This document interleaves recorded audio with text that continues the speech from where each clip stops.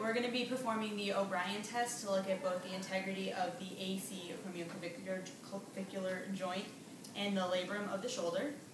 When this test is done to look at the AC joint, the biomechanics of the test, you have the patient in 90 degrees of flexion, 10 degrees of horizontal adduction, and maximal internal rotation, which places the humerus up right under the acromion and increases amount of stress on this joint.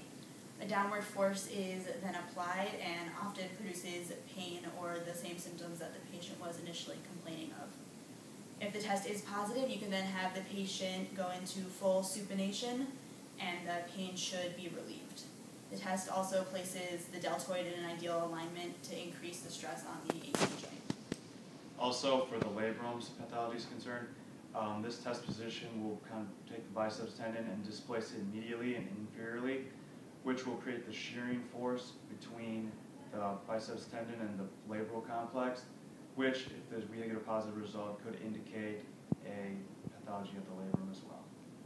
Okay, and then the indications for this test would just be any patient that you suspect might have an acromioclavicular joint lesion or problems with their labrum. There were no documented contraindications, however, it is necessary that the patient is able to assume the appropriate test position.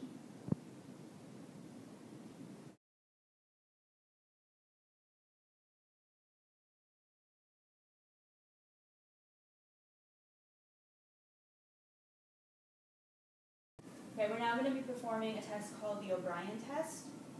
There might be some concern about the integrity of a joint right about here called the acromioclavicular joint, or with the labrum, which helps to hold your humerus, your arm bone into your shoulder. So for this test, I'm going to ask you to stand up.